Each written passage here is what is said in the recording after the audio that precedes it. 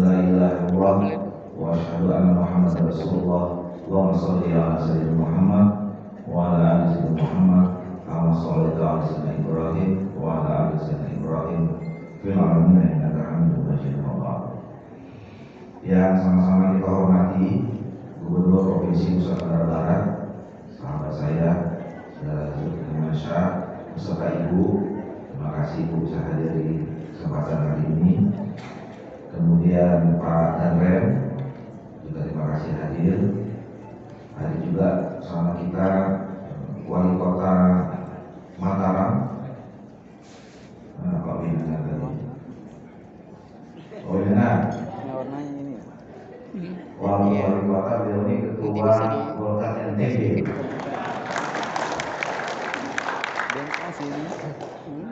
Beserta sejajaran ada pimpinan DPR, kemudian hadir bersama kita juga anggota DPR RI, ada Pak Eman Heron yang juga adalah Presidium Majelis Nasional KMI, ada Dinda Rifki Nizami, kemudian ada Zulfikar Asri Simatupang, kemudian seluruh pengurus Majelis Nasional kami yang hadir, ada Pak Sekjen Menimbang, kemudian ada Pak Usman Maluang, ada Ibu Ola, ada Pak Andi Faisal Jolong, ada Dan Imran, kemudian tadi ada Pak Ismet yang mewakili Wakati,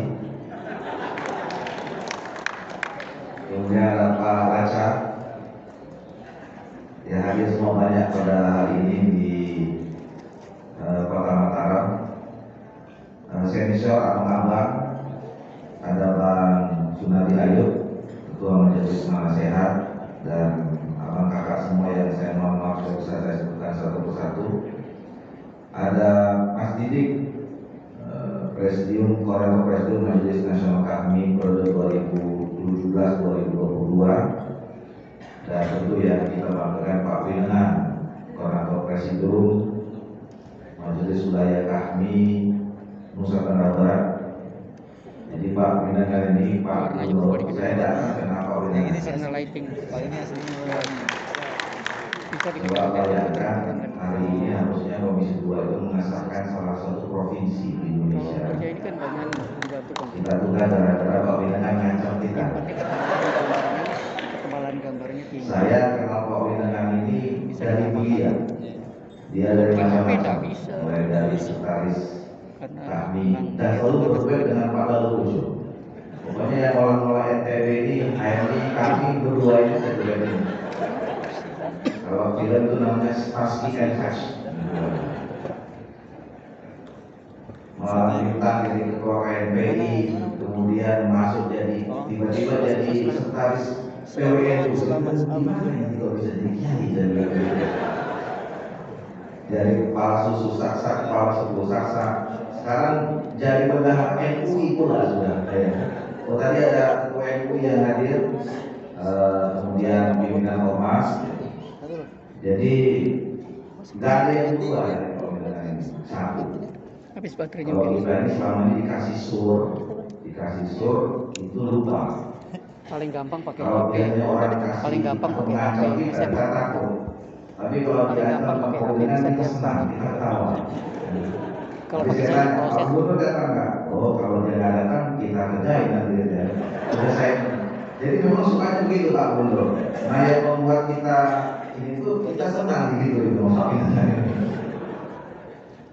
Tapi saya alhamdulillah bisa bersilaturahim pada hari ini dengan seluruh pengurus Majelis Wilayah dan keluarga besar HMI kami Nusa Tenggara Barat. Memang sudah lama juga saya tidak kesini. Susah sih itu saya ini untuk acara pelantikan.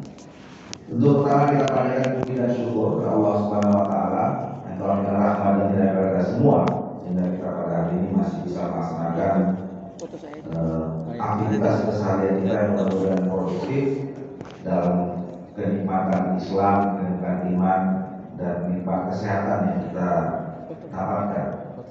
Juga tak lupa senantiasa kita sampaikan salam dan salawat kepada junjungan kita Nabi Muhammad SAW. Allahumma shalli wa sallim wa barik alaihi.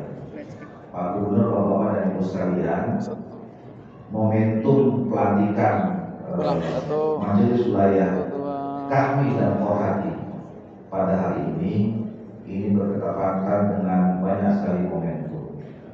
Yang pertama adalah tentu tanggal 10 November ini adalah kita peringati sebagai Hari Pahlawan, dan saya kira pantas sekali kalau kita bicara tentang kepahlawanan ada foto Allahyarham ayah kita Lafran Pane yang sudah ditetapkan sejak tahun 2017 menjadi pahlawan nasional.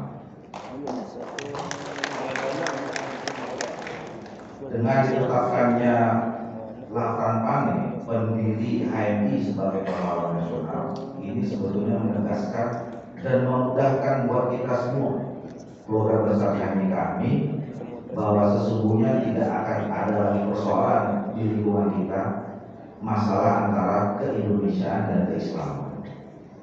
Saya sering mengatakan, kalau ada kelompok, kalau ada gerakan yang mencoba mempertentangkan antara agama dengan keindonesiaan, keislaman dengan keindonesiaan, maka jawabannya itu adalah kelompok besar HMI. Karena memang sejak kita kecil, sejak kita dini, didoktrin nilai misi utama itu adalah kita dituntut untuk menjadi seorang muslim yang kafah, yang memahami dan belajar Islam secara terus-menerus, Islam yang rahmatan lil alamin, Islam yang bukan membawa kemudaratan, bukan yang membawa kekerasan dan seterusnya. Itu yang kita dapatkan ini. Tapi bukan hanya sekedar walaupun namanya himpunan mahasiswa Islam, tapi kita sadar betul bahwa lahir sejarahnya HMI ini tidak lepas dari sejarah berdirinya Negara Kesatuan Republik Indonesia. Makanya keindonesiaan itu, kebangsaan itu menjadi salah satu ciri khas karakteristik anak-anak atau kader-kader atau alumni-alumni HMI. Nah, jadi ketika Lafran Pane ditegaskan, dinasbihkan menjadi pahlawan nasional, maka gugur semua kalau ada orang yang mengatakan bahwa HMI ini sarangnya teroris, sarangnya Islam fundamental dan macam-macam. Tidak ada lagi, karena negara sudah mengakui yang mencetuskan gagasan HMI sudah diakui menjadi pahlawan nasional. Oleh karena itu kita berterima kasih kepada negara, kepada pemerintah yang memberikan itu, dan kita harus mempunyai rasa syukur. Persoalannya kemudian, saudara sekalian, bahwa nilai kepahlawanan, penghargaan negara kepada keluarga besar kita itu tidak bisa harus kita taken for granted, harus kemudian menjadi kita konversi menjadi semangat gerakan yang memang ini membawa kepada kelompok-kelompok masyarakat atau umat yang lain, ya, dengan berbagai implementasi program dan konsep yang jelas dan akan menjaga dua nilai itu tadi. Nah, oleh karena itulah dalam kesempatan ini saya selalu mengatakan ini, tugas kami yang utama, yang pertama itu adalah bagaimana menjaga eksistensi HMI. Saya tidak akan berhenti bicara ini kalau ketemu kami, karena kadang-kadang kita ini di kami mau jadi pengurus kami, mau ngurusin kami, tapi lupa ngurusin HMI. Padahal tugas kita sebagai alumni adalah memastikan HMI itu tetap eksis.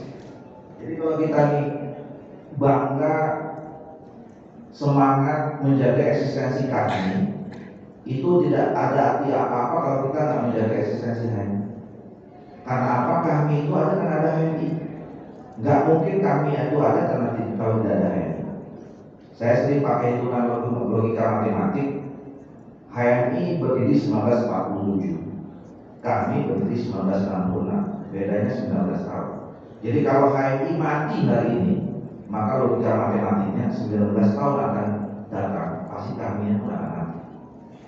Nah, oleh karena itu kalau kita tidak mau diri kita mati, institusi kami mati, maka pastikan HMI harus tetap ada. HMI harus tetap eksis. HMI kita jadikan sumber mata air yang tidak boleh kering, tidak boleh berhenti melahirkan, mengumpulkan kader-kader bangsa, kader-kader umat. Jadi kita harus jaga bahwa secara kuantiti ini akan terus tumbuh, tapi juga harus kita jaga kualitinya. Kita pastikan mata air ini tidak terkontaminasi, tidak keruh, tidak kotor. Karena kalau keruh kotor di hulunya, di hilirnya juga akan.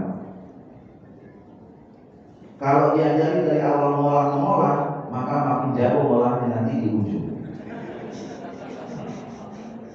Nah, oleh karena itu kembalikan kepada kitosnya kita bagaimana menjalankan misi perkaderan yang ada di himpunan mahasiswa Islam. Yang kedua, terus sekalian, kami ini makin lama makin besar. Jumlah anggota kami pasti terus bertambah. Bahkan sekarang jumlah majelis daerah itu semakin lebih besar, hampir 3 kali lipat dibandingkan jumlah HMI cabang. Itu artinya juga menandakan bahwa HMI berproduksi terus, melahirkan kader-kader yang bisa kemana-mana menyebar. Bahkan bukan hanya di dalam internal, tetapi juga sudah ke mancanegara.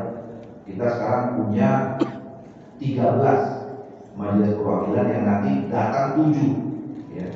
Rencananya kita punya 13 majelis perwakilan mancanegara. Jadi artinya kader-kader HMI ini sekarang sudah bicara tentang dunia global. Itu yang harus kita syukuri. Nah, oleh karena itu, karena makin banyak kader-kader kita juga harus berpikir bagaimana mereka ini bisa ditempatkan di berbagai medan pengabdian, dipromosi dan didiskusikan. Nah, oleh karena itu salah satu tugas kami juga adalah memetakan apa potensi-potensi sumber daya dari berbagai aspek kehidupan yang dimungkinkan untuk kita distribusikan ke kader terbaik. Nah, ini yang kelanjutan dari proses kaderisasi dari HMI yang formatnya itu adalah rekrutmen dan pembinaan kader, tapi kalau di kami adalah promosi dan distribusi kader. Itu yang kedua. Yang ketiga, kami ini sudah jadi ormas, Pak Gubernur. Tadi Pak Gubernur bilang sering kumpul-kumpul, sangat suka berorganisasi, lama-lama makin banyak orang, ya jadi ini sebuah ormas. Jumlahnya sudah banyak. Nah, sebagai sebuah ormas, tentu juga harus punya tanggung jawab terhadap lingkungan sekitar. Nah, makanya tadi kenapa Pak Gubernur melihat, loh ini ada di kami, tapi ada di Partai A, ada di kami, ada di LSMB, ada di kami, ada di organisasi Asongan. Nah, itu bentuk salah satu komitmen kami memang berada di seluruh aspek kehidupan untuk mengabdi kepada tempatnya masing-masing, menunjukkan perannya. Nah, karena apa? Karena kita merasa bertanggung jawab, harus punya kontribusi dan peran yang nyata dalam kehidupan berbangsa, bernegara dan keumatan ini.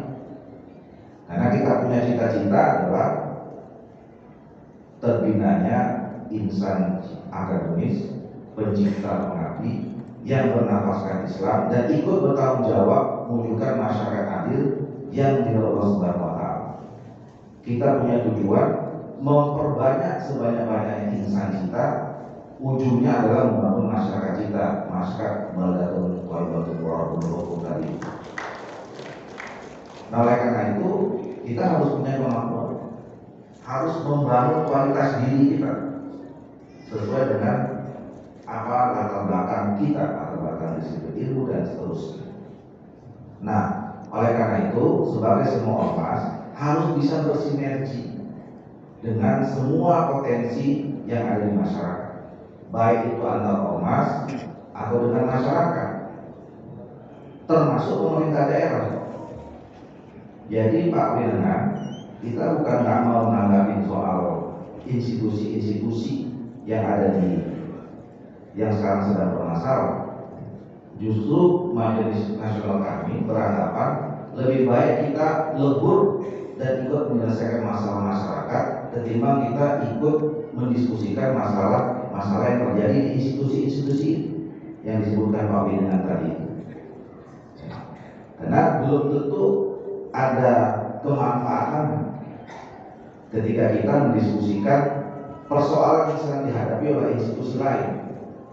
Ya, lebih baik kita bersama-sama dengan rakyat memetakan masalah mereka apa dan ikut berkontribusi menyelesaikan masalah yang mereka rasakan. Itu yang saya kira sejatinya harus dilakukan sebagai peran kami. Nah, dalam rangka sinergi itulah Pak Gubernur, saya titip, Pak Wali Kota titip, jadikanlah kami ini menjadi asetnya rakyat dan pemerintah daerah Nusa Tenggara Barat dan Kota Makassar. Saya yakin seluruh potensi yang ada di kami dan keluarga besar HMI ini itu punya kemampuan untuk membantu bapak-bapak sebagai pemimpin sekarang di daerah ini untuk menyongsong kemajuan pembangunan yang ada di Nusa Tenggara Barat. Kalau ada gaya-gaya komunikasi yang selama ini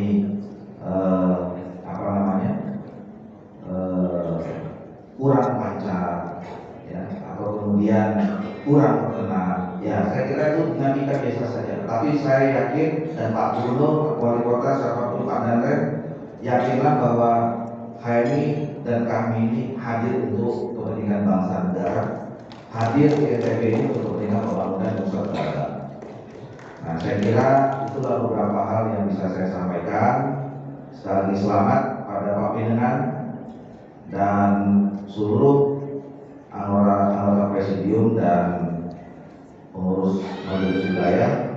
Juga selamat juga pada anggota presidium Korhati beserta seluruh presidium dan jajaran pengurus. Jadikanlah hari ini menjadi momentum yang bersejarah untuk memotivasi kita semua, melecut Bapak Ibu sekalian untuk melakukan gerakan-gerakan yang konkret terhadap program-program kami setidaknya 5 tahun ke depan untuk kepentingan masyarakat dan pembangunan Nusa Tenggara Barat. Terima kasih sekali lagi Pak Gubernur dan sehadir bersama Ibu pada hari ini, Pak Wali Kota, Pak Danrem, Bapak yang dari pimpinan DPR, Ketua MUI, Ketua Ormas tadi ada dari Muhammadiyah, dari kampus, dan terima kasih kepada Pak Didik yang sudah mengabdi, menunjukkan loyalitas dan dedikasinya yang luar biasa tinggi buat kami selama 5 tahun terakhir. Mudah-mudahan diberi ganjaran pahala dari Allah Subhanahu wa taala. Saya akhiri, Nasrullah Fatul Qorib wa Basyiril Mu'minin. Assalamualaikum warahmatullahi wabarakatuh.